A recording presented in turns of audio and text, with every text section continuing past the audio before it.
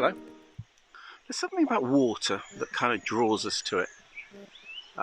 People like sitting by it, walking by it, looking at it. I got to admit, I used to spend Sunday afternoons with my family down at Caversham Lock, down on the River Thames many years ago. And I'm just chilling on a Sunday afternoon by a body of water that basically changed the whole face of Cardiff.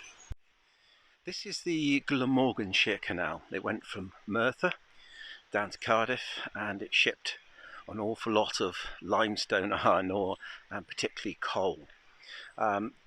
It revolutionised the way that these goods were handled, because before it would have been very difficult to get them down there. This opened in stages, but it got down there and for some time paid a quite substantial dividend.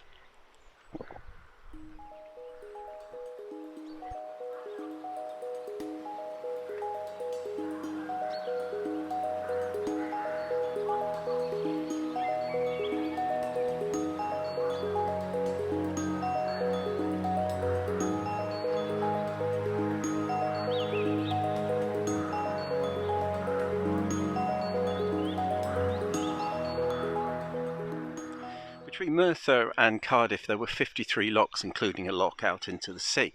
And it did extremely well for itself. It was there to ship stuff, and it did. But as time went on, it declined. And what killed it was, like so many canals, it was a combination of the fact that after World War I there were a lot of small trucks available that had been used in the war effort that were surplus, and also the railways. In the Welsh valleys it was mainly the railways that killed it off, and when the Taff Vale got to Merthyr, that was kind of the end of it. It declined badly, and there was a series of leaks and breaches and all sorts of things, and gradually fell into disuse. Within the Cardiff area, Cardiff Council had the opportunity in 1944 to buy it. They did, and instantly shut it.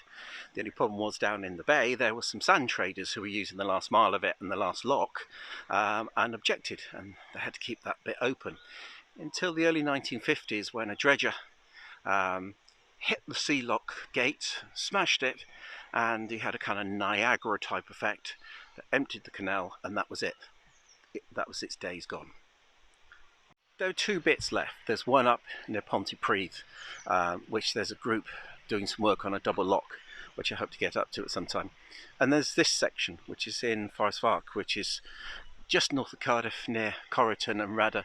In actual fact, Cardiff Railway remains around here, the Melon Griffiths and Pentuck Tramway is around here, all sorts of things around here. It's quite a historical site for industry archaeology, and there are two locks.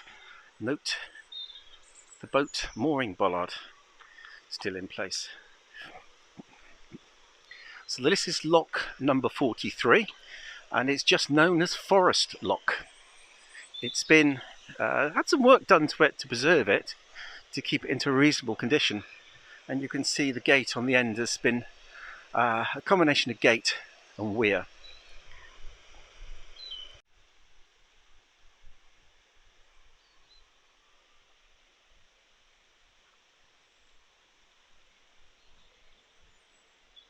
Side of the lock is this spillway, which would have been used to stop excess water going down, building up.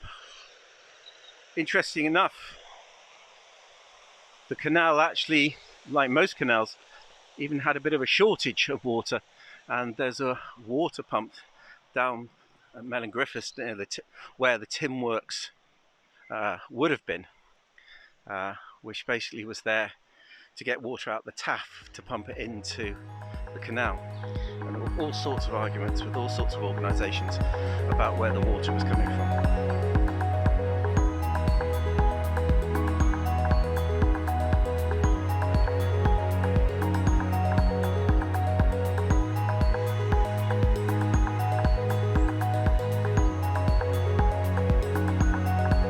And so as we come to the top of the nature reserve, here we are, lock number 42.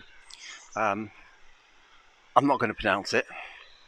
I'm going to put the name on the screen, purely and simply because even though I've lived in Wales for a long time, my pronunciation is still bad, and people pick me up on it, and rightly so, because I should do an awful lot more of it. But here we go, the remains of Lock 42.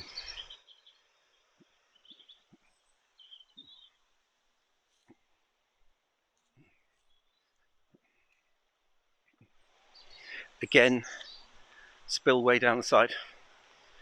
Stop any overflowing. Certainly not in the same level as condition as the previous one. So you can see here the level of the lock. You should hopefully be able to get up here, and this is where the gates would have been at the top, and you can see right down to the end of it.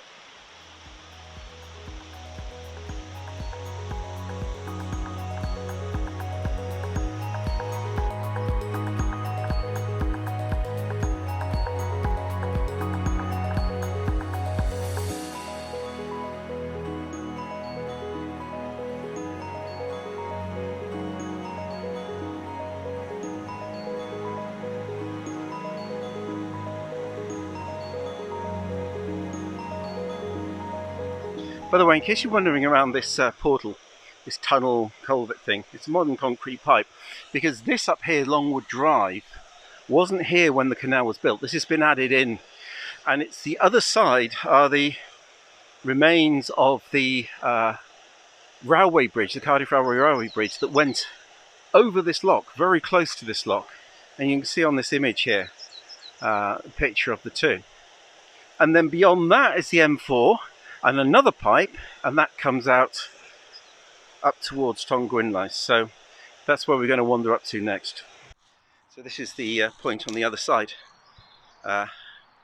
where the water comes out, and the canal would have continued up that way. If I crawled through that pipe, I could come out where the bridge remains are.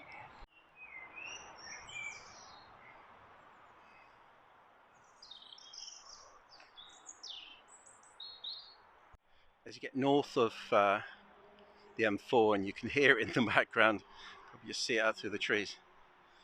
There is the pathway, or canal way should we call it, of the canal. This is where it would have been. Obviously significantly deeper. I think if I had a pair of wellies I could go for a walk in there. And from here on upwards it is piped. And really, until you get up to Pontypridd and to the work that they're doing up there, this is it. The once mighty, you could almost call it, Glamorganshire Canal. So the remains of the Glamorganshire Canal, certainly down this end in Cardiff. I'll try possibly during the summer see if I can get out to Pontypridd and see what's up there. But in the meantime, I hope you enjoyed this very short look at these remains, of these relics.